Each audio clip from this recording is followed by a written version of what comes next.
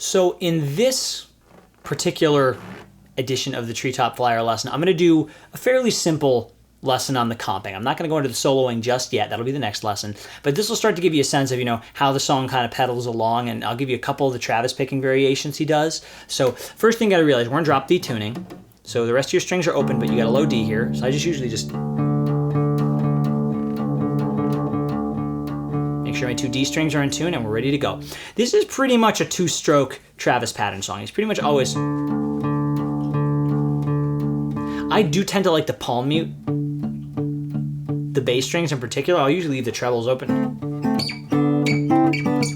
You know, I think that gives it the right feel, but you're free to do it, and you can definitely play them open if you want. They'll work just fine. So there's really only 3 chords in this song. There's kind of a ambiguous D chord space, which he doesn't usually play as a straight chord, and there is a G chord and an F chord. So the D, for now, we're just going to play it as, you know, sort of like a D5-9, because I think this is a good placeholder for it. So you're going to have your middle finger 2nd fret of the G string, ring finger 3rd fret of the B string, and I'm going to leave the E string open. That happens fairly enough in this song, so it should make sense. So you're playing the 6th string into 4th string. That's your first chord. And then you take this voicing. This is sort of like a drop D major key voicing. I got my ring finger here on the 5th fret of my lowest string, my 6th string.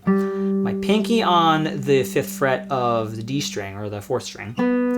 Middle finger on the 2nd fret, middle finger on the 4th fret of the G string, thank you. And 3rd fret of the B string with the pointer finger. Got the little diagonal line going on right there, but instead of it being a bar chord like this, you have to move this up so it, you know, winds up basically like this. And usually you don't have to worry about the A string, and the E string can be open sometimes, so that works okay. So, and then you just basically slide this down for the F chord. A lot of times, this middle finger comes up, and you get your open G string. That's actually almost more common, so this kind of like, that note hammering on and off is actually pretty important in this. So, you know, in a way you could just think of it as like your D, your G, your F. You could more or less play it with, you know, your dust in the wind, you know, same pattern you do, your dust in the wind. You could do that same pattern over all this stuff, it's just slower.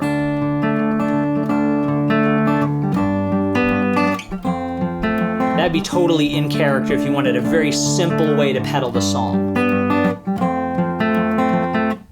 But of course, why would we even be here if we wanted simple? So, so the first kind of most simple thing that he does is he'll keep this bass going, but he'll just like stick a couple notes in here.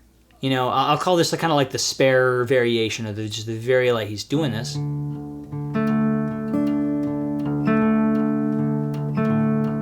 kind of do just a couple of offbeat plucks here and there on either the D or the, wait, it's the G and the B strings here, yep. Or I guess on his A and his D notes here.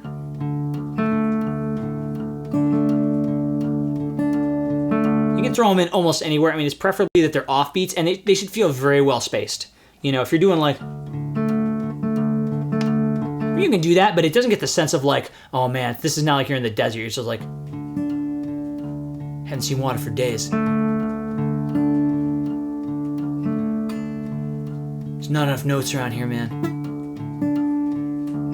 So that's what you maybe want to go for with that. And you can do the same thing over these chords. But almost invariably, when he gets to the F chord, he plays, you can just hear this kind of ma-na-na, and usually, almost always, he pulls this finger off too, or he either double pluck.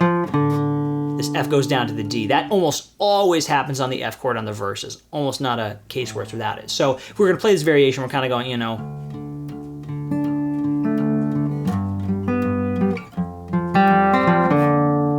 so that's our first kind of variation on this. All right.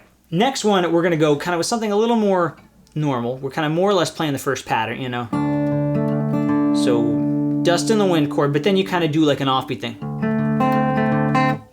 So I've kind of switched this D down to this C here. This is a fairly common thing, is to like switch the flavor of this D chord. So, you know, my D note went down to a C here, first fret of the B string. And I'm going G string, B string, G string, B string on the offbeats. I'm mixing that pattern in with. So that's how I play the D chord. And I'm kind of doing a similar sort of thing where I'm sort of dust in the wind pattern on this. Bum, bum, bum, ba, ba. Now one thing you're going to find he does a lot, he'll kind of snap things fairly quickly. He'll go bum. Now this pointer finger is going to be right before the switch to the F chord, but then he'll go right into pinching a couple notes. Bum, bum, bum, ba, bum. So the fingers are doing, you know, the pointer finger has to go ba-ba basically to get that. You know, and it can hit the open strings, it's okay. The other way to do that, I suppose, is to kind of do a quick brush stroke with the middle finger. I have experimented a bit with doing this, but you know, I can pluck the open G real quick with the pointer finger, but then kind of just whack a bunch of stuff with the middle finger, and then you don't have to double up on the pointer finger strokes. And that works just fine too, but you're always going to put always that at the end. So, variation number 2, let me play it a little slowly. Play it along with me if you can. 2, 3, 4. Offbeats. And the dust in the wind. And pinch. There you go. Repeat that a couple times till you get it down. It's a really good one to have in your toolbox or your gun rack or what have you. Let's see here. What do we got next? Next, we have, all right, so there's this very cool variation. He does a lot of kind of parallel thirds. He'll do licks, all kinds of licks like that, where he jumps all over the kind of the B and the G strings, kind of playing just parallel thirds. So almost the way you can think of this is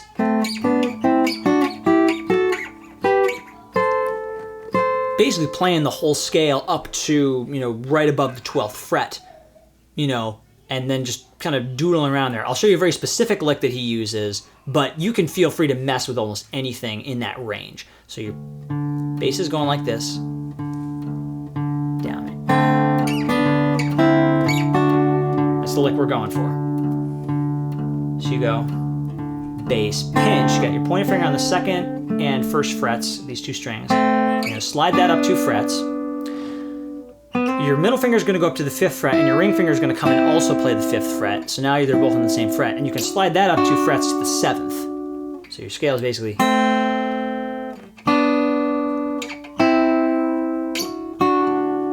And you go bass, pinch, off, pinch.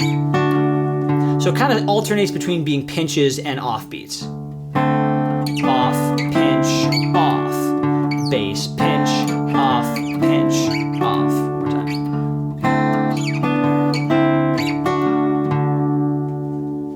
So that's another cool variation to kind of throw in there. As he kind of gets into the later kind of playthroughs of this, he'll tend to kind of just hit notes just in larger chords over the second section, you know. You know, he's kind of just plucking whole chords, you know. And he'll kind of still use this that little variation there, but you know, the rhythm he uses a lot. 1, 2, 3, 4, bass, pinch. Yeah, excuse me. Pinch, pinch, pinch, pinch. So again, alternating between pinches and offbeats, actually pretty much using the same rhythm as he used in this.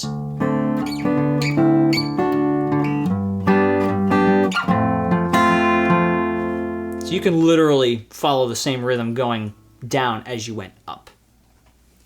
So, and usually when he's finishing it, a lot of times he'll just kind of whack this open minor 9 chord. He's hit all his open strings. He's leaving his E string open too. He's got the A there and he's got the C on the B string. So it's not really a third, it's kind of like an open 9 chord. Feels kind of minor. And then, maybe just pluck this once. So, those are our variations kind of through the first version of this. Let's see if we can kind of play through those all together in one shot slowly and see how we do. All right, so get a pedaling on. First thing we're gonna do is kind of play like our open desert variation. There's barely anything happening. But always in it. Next, we're kind of playing our normalish Travis patterns. This is the pinch pattern, offbeats, the dust in the wind pattern, and the ending. Next, we're going into that riff where he does the thirds going up, and then he kind of follows the same rhythm going down. 3, and bass, pick, pick, pick, pick. Boom. And yeah, and then the last variation, you kind of just plucks a chord and kind of lets it sit. Ready? 3, 4. Boom. La la la la la. I'm a treetop flyer.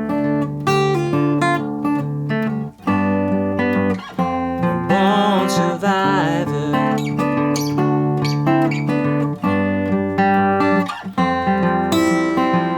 And then you're kind of screwing with it at that point. I mean, those variations should kind of get you rolling with this.